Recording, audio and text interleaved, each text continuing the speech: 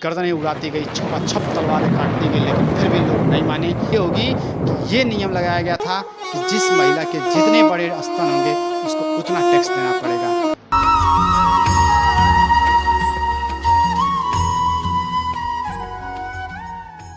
जब तुम आओगी तो खोया हुआ पाओगी मुझे, मेरे तन्हाई में ख्वाबों के सिवा कुछ भी नहीं। मेरे कमरे को सजाने की चाहत है तुम्हें, मेरे कमरों में किताबों के सिवा कुछ भी नहीं। नमस्कार, मैं हूं गुलशन कुमार। स्वागत करता हूं आपका अपने YouTube चैनल कलम की ताकत पर। साथियों, आज हम लोग इस वीडियो में चर्चा करने वाले हैं भारत के उस महान शख्स, उस महान हैसियत, महान विभूति जिसका सागर के जैसे सम्राट हृदय है, ललाट पर सूर्य के जैसे तेज है, ब्रह्मांड के जैसे असीमित ज्ञान है और संपूर्ण भारत के उद्धारक बाबा साहब डॉक्टर भीमराव अंबेडकर जी के बारे में। साथियों, कहानी शुरू होती है 14 अप्रैल 1891 मध्य प्रदेश के महू नामक स्थान से, जहां पर बाबा साहब डॉक्टर भीमराव रामजी अंबेडकर जी का जन्म हुआ था। बताया जाता है कि इनके जो पिताजी थे रामजी सकपाल, वो सूबेदार के पोस्ट से रिटायर थे, इसलिए इनके कई बार सिफारिश करने की वजह से एक स्कूल में पढ़ने के लिए अंबेडकर जी को अनुमति मिल जाती है, लेकिन वहाँ पर समानता उनको नहीं मिलता है। कारण क्या रहता है कि डॉक्टर साहब अंबेडकर का जन्म जो है महार जाति में हुआ था। महार जाति उस समय अछूत की श्रेणी में आता था। थोड़ा सा हम आपको इतिहास के बारे में बताना चाहेंगे। भारत का जो सबसे प्राचीनतम वेद है वो है ऋग्वेद। ऋग्वेद में लोगों को, भारत के लोगों को कर्म के हिसाब से बांटा जाता था। जो अच्छा कर्म करता था उसको अव्वल कैटेगरी में रखा जाता था, उच्च श्रेणी में रखा जाता था। जो निम्न कर्म करता था उसको निम्न की श्रेणी में रखा जाता था। लेकिन धीरे धीरे ये स्थिति बदलती गई। ऋग्वेद, यजुर्वेद, सामवेद, अथर्ववेद आता गया और अब इस समय बाबा साहब अम्बेडकर के जन्म के समय में भारत में 4 वर्ण हो गया था। 4 वर्ण में सबसे ऊपरी वर्ण था ब्राह्मण व्यवस्था, ब्राह्मण वर्ण, और क्षत्रिय, फिर वैश्य, फिर शूद्र। ये 4 वर्ण थे, ब्राह्मण, क्षत्रिय, वैश्य, शूद्र, जिसमें ज्ञान इकट्ठा करना, वेद, वेदांग, उपनिषद, इन सबको पढ़ने का काम था ब्राह्मण के पास। मंत्र को करना, पूजा करना, ये सब काम किसके पास था? ब्राह्मण के पास। क्षत्रिय के पास था इनकी रक्षा करना, राजपाट करना, लड़ाई युद्ध करना जो भी था।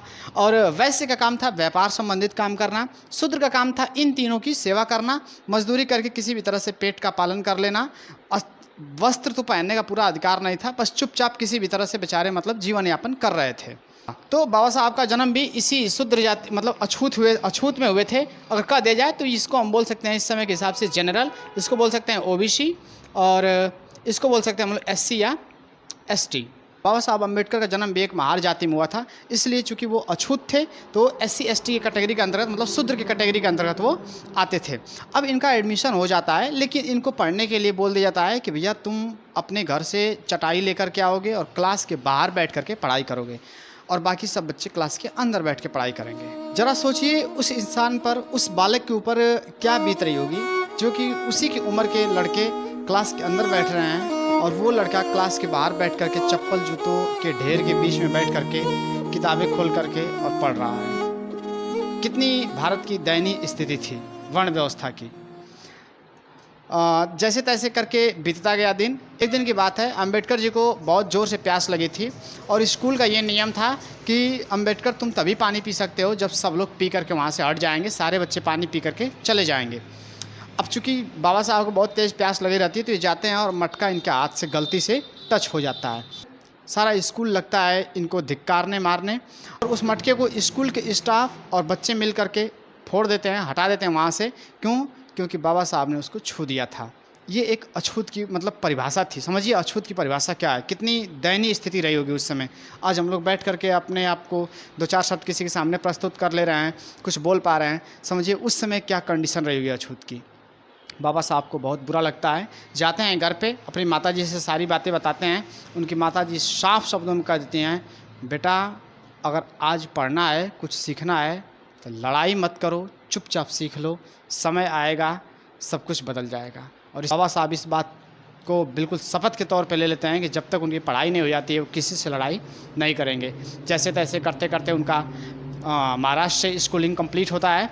उसके बाद वो विदेश पढ़ने के लिए जाते हैं। तो महाराष्ट्र के ही एक राजा रहते हैं, महाराज गायकवाड़।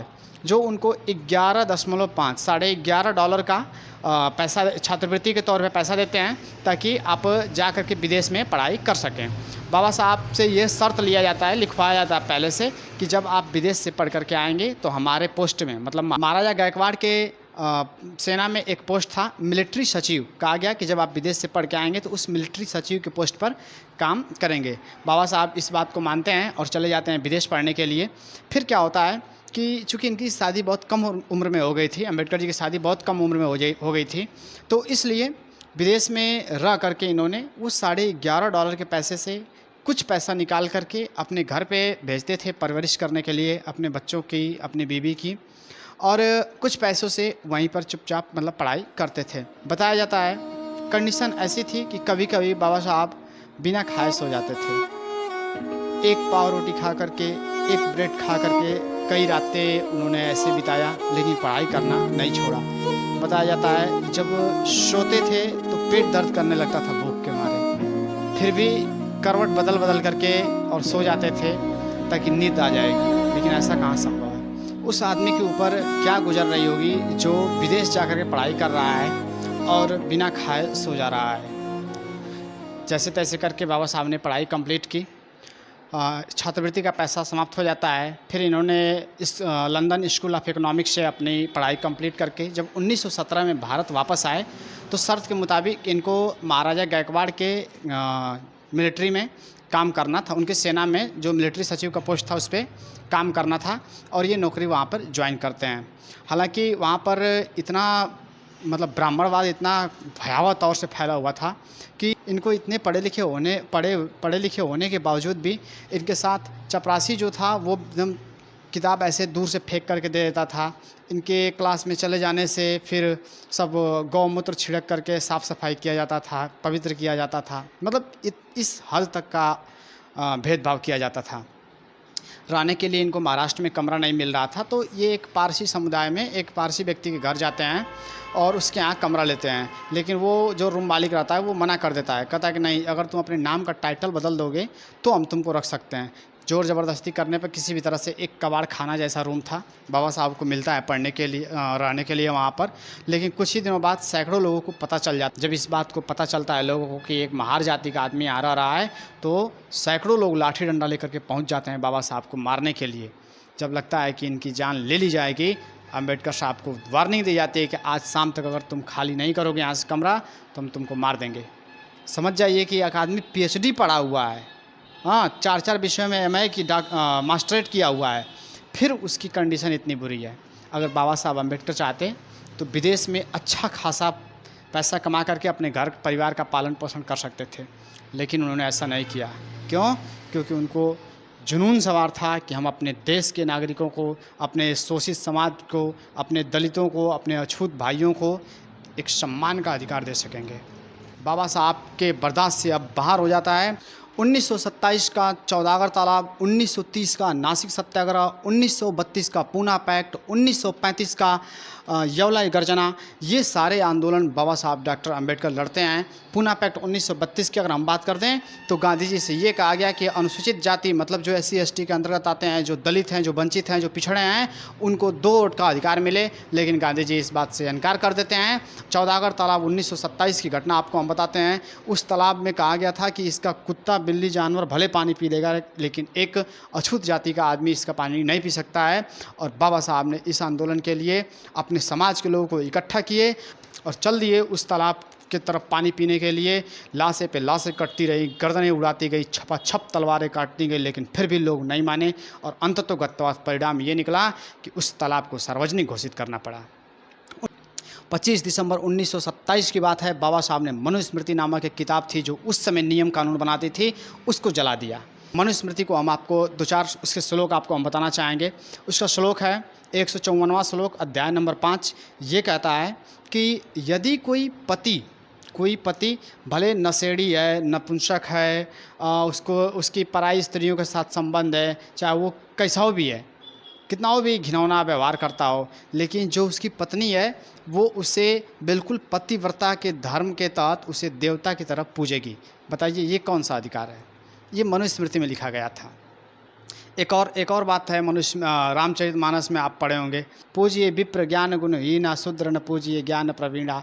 अर्थात जो ब्राह्मण है, जो जाति से श्रेष्ठ है, उसकी पूजा कीजिए, भले उसके पास गुण है या नहीं है, गुणहीन भले है लेकिन उसकी आप पूजा कीजिए। लेकिन एक ब्राह्मण की पूजा, एक दलित की पूजा आप मत कीजिए, चाहे भले वो कितना हो भी पढ़ने लिखने में तेज हो। आज के समाज में ओबीसी अपने आप को बहुत श्रेष्ठ समझता है, लेकिन आपको हम बताना चाहेंगे कि 27% ओबीसी को आरक्षण है, 14% एसटी को आरक्षण है, और ये आरक्षण बाबा साहब की बदौलत है, ये आपको नहीं भूलना चाहिए।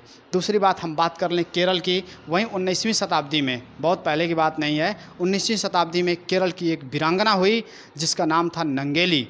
वहाँ पर एक राजा था, उसका फरमान था कि अगर कोई भी अछूत महिला कमर से ऊपर कपड़े पहन लेगी तो उसको टैक्स देने पड़ेंगे, तो स्तन ढक लेगी तो उसका स्तन टैक्स, जिसको मूलाकर्म के नाम से जाना जाता था, कहा जाता था तुमको स्तन ढकने का टैक्स दिया जाएगा। और सबसे शर्मनाक बात तो ये होगी कि ये नियम लगाया गया था कि जिस महिला के जितने बड़े स्तन होंगे उसको उतना टैक्स देना पड़ेगा।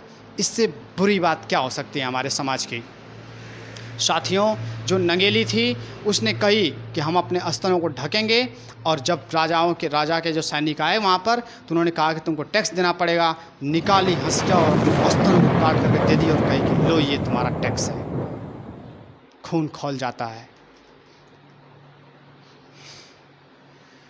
आज के समाज में लड़कियाँ अर्धनग्न होकर जिसको समझती हैं कि हम बहुत खूबसूरत दिख रही हैं, लड़के 5 रुपये का पान पुकार गुटखा खा करके अपने आप को गुंडा समझते हैं, और जो पुरुष हैं वो 70-80 रुपये का दारू पी करके अपने आप को पूरा देश का सबसे महान नेता समझते हैं। धिक्कार है ऐसे लोगों पर। इस तरह से देश का विकास होगा। लोगों को सोचना पड़ेगा, जागना पड़ेगा, तब जाकर के देश का विकास होगा।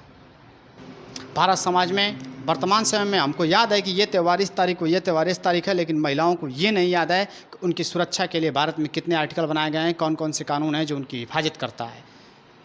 कोई भी महापुरुष महिलाओं के लिए आवाज़ नहीं उठाया था। बाबा साहब अम्बेडकर की देन है कि महिलाएं आज शिक्षा ग्रहण कर पाती हैं, अन्यथा महिलाओं को पढ़ने का अधिकार नहीं था। रोज़ सुबह उठ करके उनका चरण स्पर्श करना चाहिए।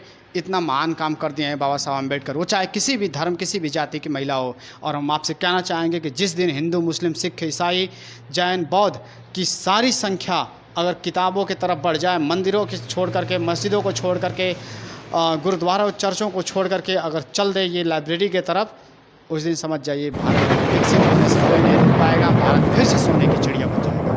उम्मीद करते हैं कि आपको मेरी बातें समझ में आई होंगी, आप मेरी बातों को दूसरे लोगों तक पहुंचाएंगे, आप मेरे चैनल से जुड़े रहेंगे। जय हिंद, धन्यवाद, वंदे मातरम।